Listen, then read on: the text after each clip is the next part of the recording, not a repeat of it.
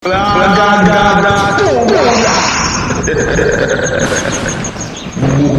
fema Ram baba piloté Ajala hila sobulu Tete solé Zéro tout dia Chama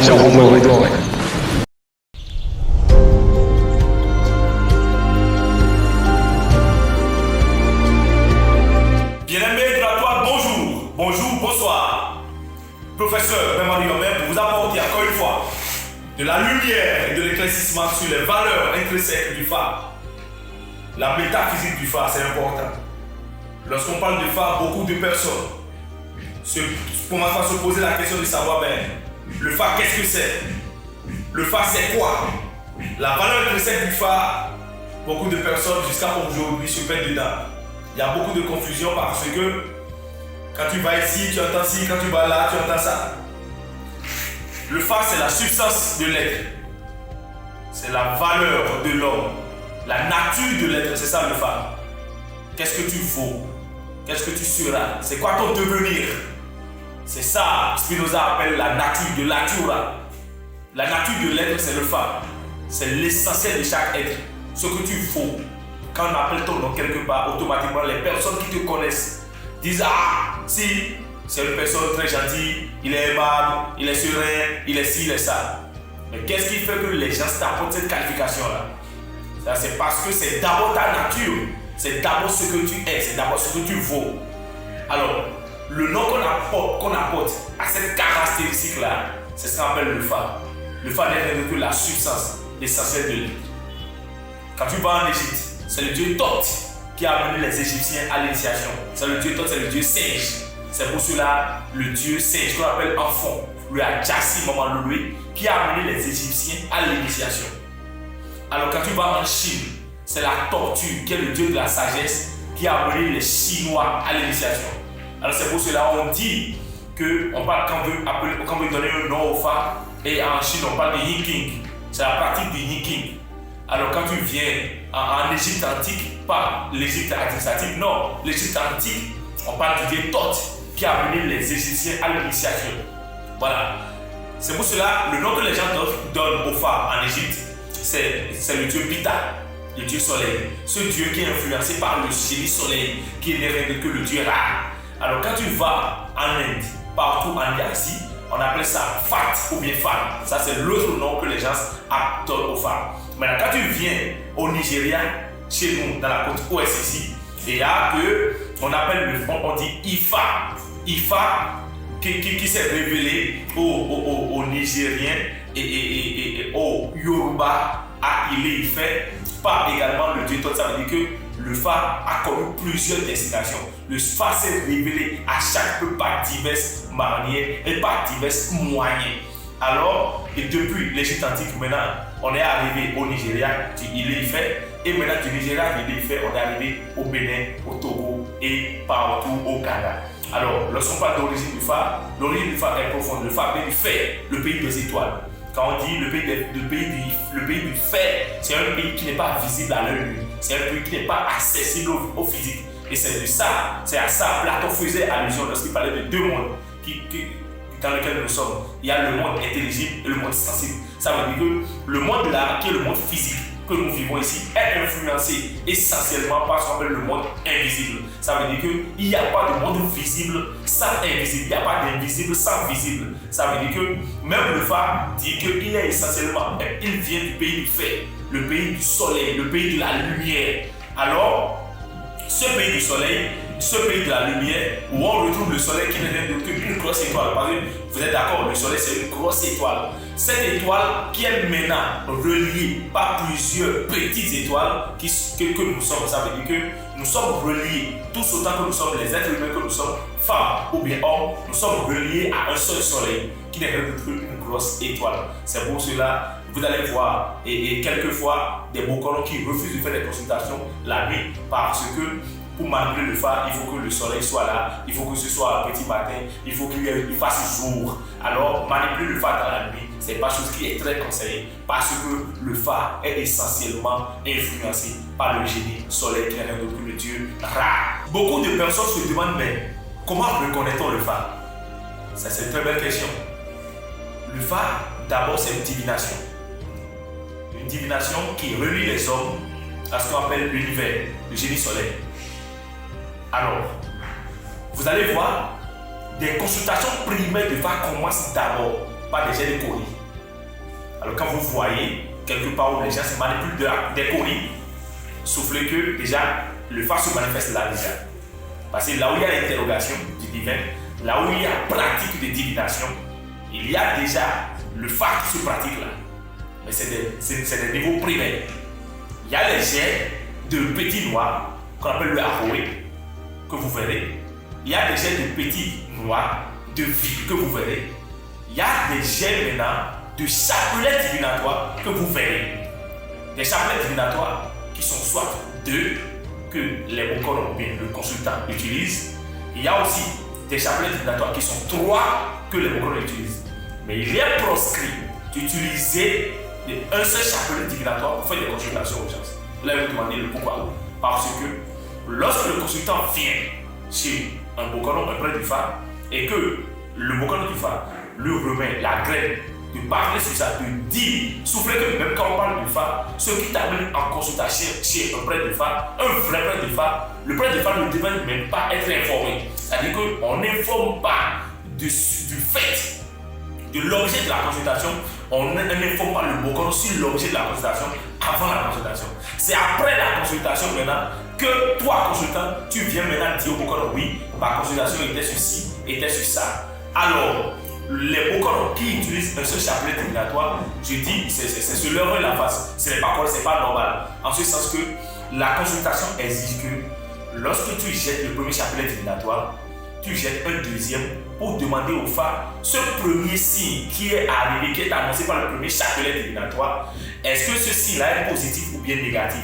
Ça veut dire que lorsque tu jettes un premier chapelet divinatoire, il y a un deuxième qui va te permettre quand même de jeter, de commencer par demander si est-ce que le signe qui est apparu là est positif ou bien comment négatif. Alors, on est d'accord que là, on ne peut que utiliser au moins 2 chapelets divinatoires. Mais il y a des personnes qui utilisent 3 chapelets divinatoires. Lorsqu'ils jettent le premier, ils jettent le deuxième et jettent le troisième. Lorsqu'ils veulent progressionner le phare, ils prennent le deuxième, ils rejettent, ils prennent le troisième, ils rejettent. Maintenant, les consultations du phare exigent que tant que la consultation n'est pas terminée, le signe principal ne doit pas être levé. Alors, cette personne-là, ces Bokor-là, qui utilisent un seul chapelet divinatoire, soufflez qu'ils seront obligés de lever ça alors que la consultation n'est pas terminée. Donc, il est formellement proscrit aux Bokor d'utiliser un seul chapelet divinatoire pour faire des consultations.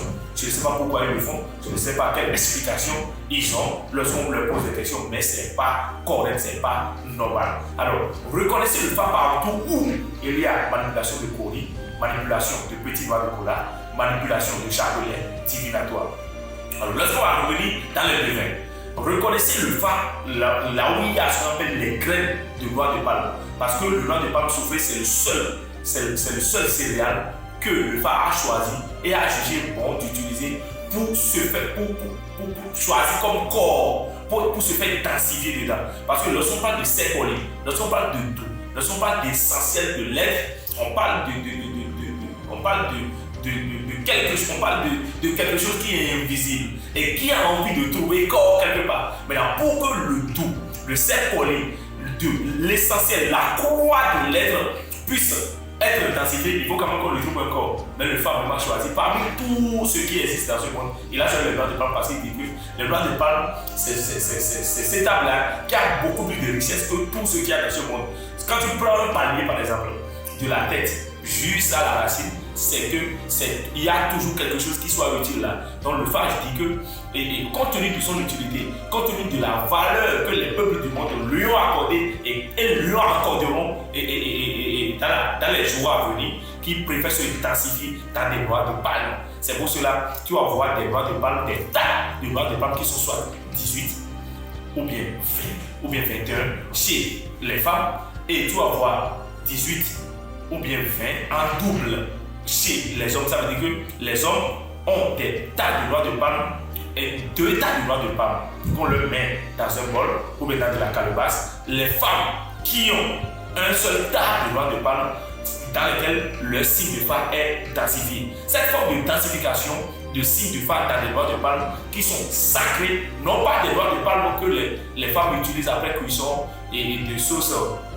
graine, non, des noix de palme sacrées. Et la manière d'aller chercher ces noix de palme pour consacrer son phare dedans, c'est une manière qui est d'abord qui est la suivante. D'abord parce que pour aller recueillir un noix de palme sacré, pour faire une densification du signe de phare dedans, d'abord, celui qui va cueillir le noix de palme doit faire en sorte que le noix de palme ne tombe pas par terre.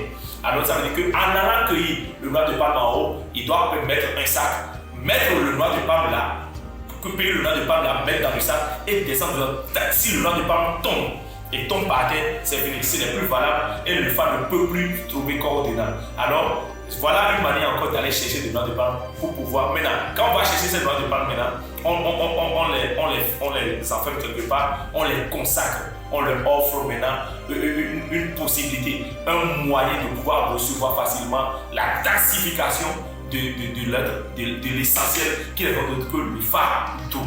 Alors, après densification maintenant, après cérémonie, on remet le phare de l'être. Ça veut dire que, comme vous voyez un phare chez quelqu'un, vous voyez des noix de palme consacrées dans la calebasse, sachez que cette personne-là connaît déjà son style, connaît déjà sa croix, connaît déjà son essentiel. Et donc, par conséquent, cette personne-là connaît le phare. Alors, après les noix de palme, il y a l'activité legba qu'on voit. Legba qui se fait reconnaître automatiquement par sa verge. Ça veut dire que chaque personne qui sont hommes doivent avoir ce qu'on appelle le phare et le legba. Le legba qui se reconnaît par sa verge, une verge qui est impressionnante bien sûr. Voilà. Mais chez les femmes, il y a le legba qu'on leur représente, mais qui n'a pas de verge. Mais toutes les femmes n'ont pas de legba. Ça dépend du signe sur lequel ils sont. Ça veut dire qu'il y a des signes de femmes qui insistent sur la faisabilité, la faisation, ce qu'on appelle le legba. Ça veut dire que quand tu vois une femme et avec son legba, sache que son signe parle bien sûr de legba, insiste sur le legba. Et donc cette personne-là doit forcément avoir ce qu'on appelle le legba en son sein et chez lui. Ça veut dire que quand tu vois le legba chez quelqu'un, dis-toi automatiquement que cette personne-là a le phare. Alors, il y a maintenant chez les hommes ce qu'on appelle le poli. Le poli, c'est après l'initiation dans la forêt sacrée, il y a l'initiation. Après initiation dans la forêt sacrée, il y a un tas de trucs qu'on ramasse, qu'on ramène pour pouvoir faire le poli de la personne, pour pouvoir matérialiser, pour lui dire voilà ton signe de phare, voilà ton essentiel, voilà ton c'est poli. Donc, quand tu vois le phare des noix de palme chez quelqu'un, sache que cette personne a déjà le phare. Quand tu vois le legba chez quelqu'un, sache que cette personne a déjà le phare. Quand tu vois le poli chez quelqu'un, sache que cette personne là. Il y a des initiations bien sûr qui imposent de ne pas avoir le poli. Il y en a d'autres quand même qui imposent d'avoir le poli. Ce n'est pas mal et ce n'est pas mauvais. Alors, on va maintenant tomber directement sur les manières d'interpréter les signes de phare. Ça veut dire que la valeur qui réside dans le langage des signes de phare. Aujourd'hui, tous les peuples du monde sont en perte, en voie de disparition parce que déjà, la manière d'interpréter les signes de phare varie de Bokono à Bokono, alors que d'abord le phare est reconnu comme patrimoine immatériel au sein de l'UNESCO et doit être d'abord reconnu en tant qu'universel. Ça veut dire que quand tu vas chez un Bokono A, sur un signe de phare donné, tu dois entendre la même chose que chez le Bokono B et sur un signe de phare. Mais il y a un manque de professionnalisme qui fait que des Bokono boycottent ou bien ratent ou bien loupent automatiquement les consultations. Ça veut dire que bâclent les consultations parce qu'ils ne veulent pas s'efforcer, ils ne veulent pas se faire former, ils ne veulent pas aller à l'école de la sagesse qui n'est rien d'autre que le phare. Parce que souvenez-vous, Pythagore est allé à l'école de la sagesse en Égypte antique. Il y a Socrate qui est allé à l'école de la sagesse. Il y a Platon qui a été à l'école de la sagesse. Évidemment, c'est pour ça qu'on a dit Pythagore de Samos qui n'est rien d'autre que l'enfant de l'oracle. Sans initiation, tu ne peux pas devenir Bokono. Alors, et les consultations qui ont tout le temps fait que beaucoup de personnes n'ont pas toujours trouvé de satisfaction lorsqu'ils se sont fiés, lorsqu'ils ont pris le temps d'aller vers le phare, mais sans satisfaction. C'est parce qu'il n'y a que l'interprétation. C'est pour cela qu'on dit que quand une consultation de phare est ratée, c'est que les sacrifices sont d'emblée ratés et d'accord, et donc les résultats ne sont plus là. Et donc, par conséquent, lorsque vous avez affaire à un Bokono, soufflez que le Bokono doit être quelqu'un qui doit être en mesure de vous donner des langages des signes de phare. Des langages tels que quand je prends Pémédi, on dit Alinosuda Kravo, si vous faites une fois. La conclusion qui découle de ça doit être donnée par un Bokono. Au lieu que quand on voit Pémédi quelque part, on dit que tu dois pas trop te fâcher, que la femme va te trahir, que tu as des problèmes de maladie, que tu envisages trop loin. Voilà, ce sont des consultations primaires. Et quand tu prends les comédies chez des Bokono, malfrats en griffe, quand on dit comédie, on dit que tu ne dois pas sortir la nuit, que tu ne dois pas porter du noir, alors que le phare ne se limite pas là. Quand tu prends les comédies chez des Bokono primaires, c'est quand on te dit qu'il y a un trou qui est vrai, mais je ne sais pas de quel trou parlez-vous. Arrêtez de vous moquer de nous. Le phare parle, le phare voit beaucoup plus loin que ça. Le phare donne des interprétations plus approfondies que ça. Et c'est ça qui a fait que tout le temps, beaucoup de personnes ont trouvé des découragements dans la manière d'aller vers le phare. Alors que le phare reste bel et bien le phare et trouve toujours sa véracité dans ce qu'il fait. Continue toujours de sauver des gens. Le phare continue toujours de sauver des gens et sauvera toujours des gens.